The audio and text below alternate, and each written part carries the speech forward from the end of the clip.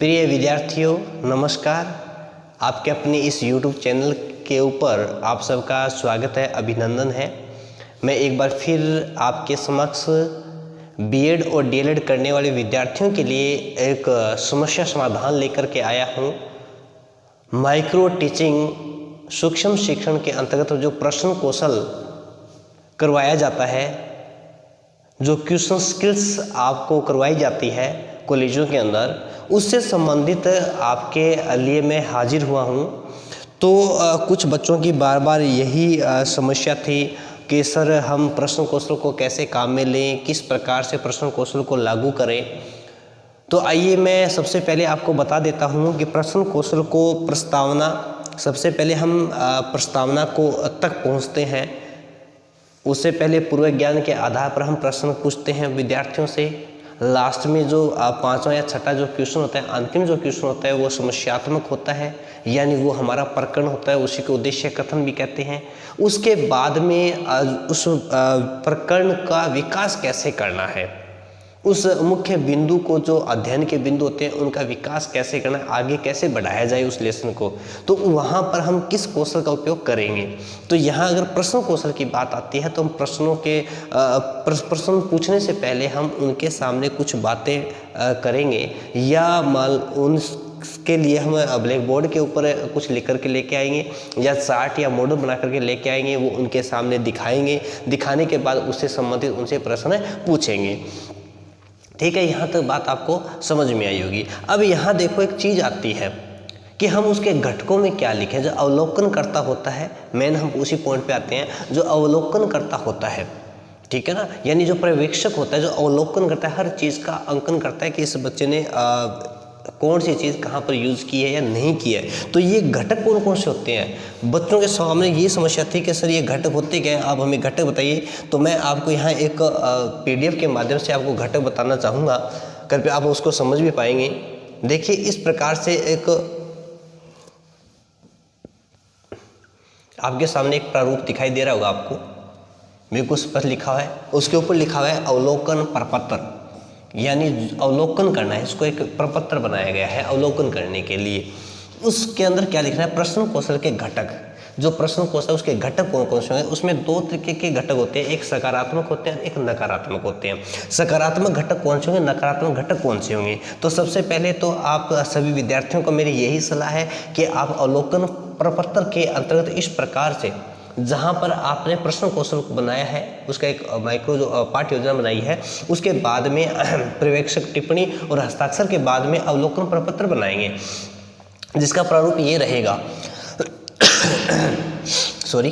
तो यहाँ सकारात्मक ये लिखेंगे इस प्रकार से, यहाँ सकारात्मक प्रश्न जो घटक है उसके ये लिखेंगे, यहाँ पे लिखेंगे हाँ यानी यस, यहाँ नो या नहीं यानी कभी कभी। तो इसमें ये घटकों का उपयोग वो उसने कब कब किया, उसके बारे में वहाँ अपने टिक मार्क करेंगे, ठीक है ना। तो ये देखो, पहला जो हमारे घटक है आपको दिखाई दे रहा है स्क्रीन के ऊपर स्पष्ट रूप से, जैसा कि मैंने इसको जूम भी किया है। आप इसका स्क्रीनशॉट ले, पहले आप इसका स्क्रीनशॉट लें ताकि आपको कोई इसी प्रकार को दिक्कत ना रहे। तो प्रश्नों की स्पष्टता, पहला दिए गए प्रश्नों के क्या होने चाहिए, स्पष्ट होने, प्रश्न स्पष्ट होने चाहिए, बच्चों की समझ में आने चाहिए। जब तक बच्चों की समझ में प्रश्न नहीं आएगा, बच्चे आंसर नहीं दे पाएंगे। और ये बात आपको आइए समझ में।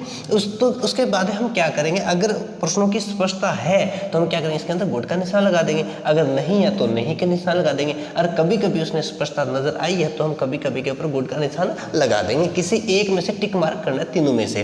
फिर दूसरा वो क्या होना चाहिए घटक के अंदर, प्रश्नों में नुकीलापन, प्रश्नों के अंदर नुकीलापन भी होना चाहिए। भी डायरेक्ट प्रश्न पूछा, उसका डायरेक्ट अगर आंसर मिल रहा है तो वो कहलाता है नुकीलापन।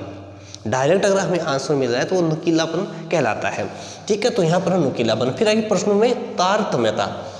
प्रश्नों में तारतम्यता का मतलब होता है, पहला जो आपने प्रश्न पूछा उसका जो बच्चों ने आंसर दिया, उत्तर दिया, उसी आंसर को हमें प्रश्न के रूप में काम में लेते हुए नया प्रश्न का निर्माण करेंगे। फिर हम बच्चों से प्रश्न का उत्तर पूछेंगे, बच्चे फिर अपना आंसर बताएंगे, उस आंसर को फिर से हम प्रश्न के साथ में शामिल करते हुए नया प्रश्न का निर्माण करेंगे। इस प्रकार से एक प्रश्न का उत्तर दूसरे प्रश्न के अंतर्गत शामिल किया जाता है, ठीक है ना। तो यानी कहने का मतलब ये होगा कि एक प्रश्न का उत्तर दूसरे प्रश्न का निर्माण करता है और दूसरे प्रश्न का उत्तर तीसरे प्रश्न का निर्माण करता है। ये कहलाती है तारतम्यता, ठीक है, लगातार।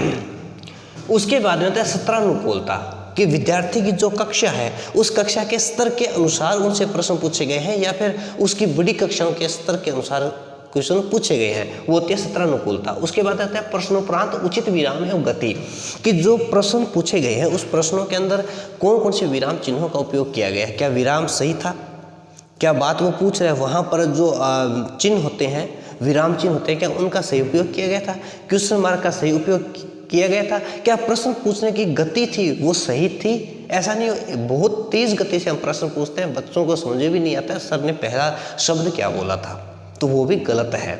इसलिए उसकी गति, उसके विराम चिन्हों का उपयोग भी देखा जाता है, इसने सही समय पर सही उपयोग किया है या नहीं किया है। आई बात समझे। फिर यह बात आती करते हैं हम प्रश्नों का यथेष्ट वितरण, तो प्रश्नों का यथेष्ट वितरण, सही तरीके से उस प्रश्नों का वितरण किया गया है। ऐसा नहीं हो कि किसी एक ही बच्चे को हम बार बार प्रश्न पूछ रहे हैं तो वो हमारे प्रश्न कौशल सफल नहीं माना जाएगा। कक्षा के अंदर जितने भी विद्यार्थी हैं उन विद्यार्थियों को अलग अलग रूप से इस प्रकार से प्रश्न पूछा जाए कि वो सामूहिक रूप से सभी बच्चों को शामिल किया जा सके।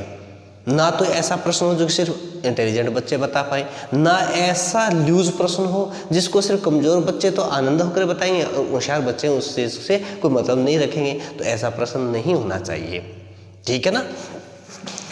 उसके बाद में बात करते हैं विचारोत्तेजक प्रश्न, यानी ऐसे प्रश्न होने चाहिए जिसमें विचार उत्तेजक होते हैं, विचारों में उत्तेजना आती है, ठीक है। उसमें विचार उत्तेजक में विचारों में उत्तेजना, यानी उसके विचारों की कल्पना धीरे धीरे बढ़ती जाती है, ठीक है। वो विचार करता है, अपने कल्पना करता है, तर्क के साथ में उस चीज़ का उस प्रश्न का आंसर देने की कोशिश करता है। फिर होते हैं पूरक प्रश्नों का पूछा जाना। पूरक प्रश्न होते हैं मेरे प्रिय विद्यार्थी, पूर्व प्रश्न का मतलब होता है कि जो पहले प्रश्न पूछा गया था उसका बच्चे सही तरीके से आंसर नहीं दे पा रहे हैं, इसलिए हमें उस आंसर को, जो आंसर हम चाहते हैं उस आंसर तक पहुंचने के लिए हम दूसरा प्रश्न करेंगे, उससे थोड़ा सा इजी प्रश्न होगा, लेकिन आंसर हमें वही प्राप्त करना है जो आंसर हमने पहले क्वेश्चन पूछा था उसका प्राप्त होना था।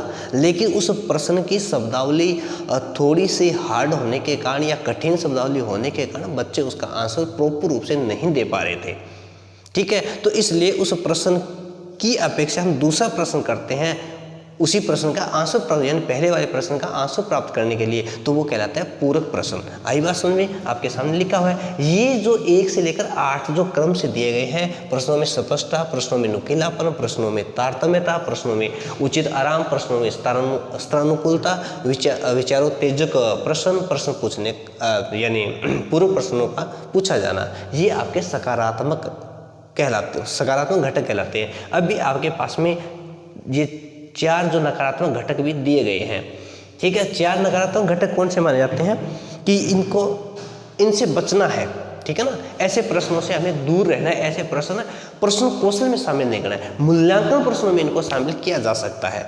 देखो पहली क्या चीज आएगी, विषय वस्तु पर सीधे प्रश्न। एक तो विषय वस्तु पर डायरेक्ट प्रश्न नहीं पूछने हैं, इनडायरेक्ट रूप से उस विषय वस्तु तक पहुंचना है, ठीक है ना। पहुंचना तो उस विषय वस्तु तक है, लेकिन डायरेक्ट विषय वस्तु तक नहीं पहुंचना, इनडायरेक्ट रूप से घूम करके उस विषय वस्तु तक लेकर के आना है, ताकि बच्चों को विचार कर सके।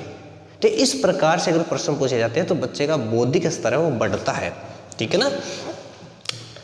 दूसरा, सुझावात्मक प्रश्न, सुझाव देने वाले प्रश्न नहीं होने चाहिए, ठीक है ना। तो ये नकारात्मकता के अंतर्गत आता है, तो इनसे बचना है अपने को। अब हाँ या नहीं उत्तर वाले प्रश्न, अगर उसमें सिर्फ ऐसा प्रश्न पूछा है यस या नो में आंसर आ रहा है यस या नो, हाँ या नहीं में, तो वो प्रश्न भी उचित नहीं है। और प्रश्नों की पुनरावृत्ति, ऐसे भी नहीं हो कि बार बार हम प्रश्नों के पहले भी प्रश्न पूछ लिया गया तो उसी प्रश्न को दोबारा फिर पूछ रहे हैं, फिर तीसरी बार पूछ रहे हैं, तो ये इस चीज से भी बचना चाहिए। ये हमारे क्या कहते हैं नकारात्मक इसमें प्रश्न कौशल के नकारात्मक घटक। और उससे पहले हम 1 से 8 तक पढ़े, वो कौन से थे, सकारात्मक। उसके बाद में फिर वो ही लिखेंगे पर्यवेक्षक की टिप्पणी, पर्यवेक्षक के कोई टिप्पणी आती है, कोई सुझाव पर्यवेक्षक देना चाहता है तो वहाँ पर लिखेगा। और उसके बाद में आपको इस साइड के अंदर जैसा कि आप देख पा रहे होंगे हस्ताक्षर पर्यवेक्षक के हस्ताक्षर के लिए यहाँ जगह लिखेंगे और यहाँ पर पर्यवेक्षक हस्ताक्षर करेगा। आई बात समझ में आपको, किस प्रकार हस्ताक्षर करेगा, लास्ट में टिप्पणी होगी तो टिप्पणी लिखेंगे और नहीं फिर वो क्या करेगा लास्ट के अंदर हस्ताक्षर कर देगा। जैसा कि मैं हस्ताक्षर कर रहा हूँ अपने, ये लो जी। ये लो जी मैंने हस्ताक्षर कर दिए, इस प्रकार से वो अपने हस्ताक्षर कर देगा। आई बात समझ में आपको? जहाँ तक मेरा मानना है कि आपको ये सभी बातें ज़रूर अवश्य समझ में आई होगी। ठीक है, इसी प्रकार से हम इन चीज़ों को हल करेंगे। जो भी विद्यार्थी इन वीडियोस को देख रहा है वो अपने फ्रेंड सर्किल में ज़्यादा से ज़्यादा इनको शेयर करें। ठीक है, और जो भी विद्यार्थी बीएड और डीएलएड कर रहा है उनको भी ज़्यादा से ज़्यादा इस चैनल तक पहुंचाएं, इस चैनल के बारे में उनको बताएं, और यहाँ पर उनके लिए बहुत अच्छी अच्छी वीडियोस भी आने वाली है।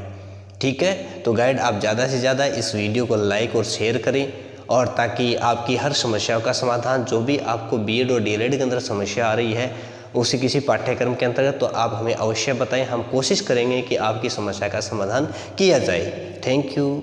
आपको वीडियो कैसी लगी इसका आप अवश्य आउटपुट देंगे। तब तक के लिए जय हिंद, जय भारत, नमस्कार।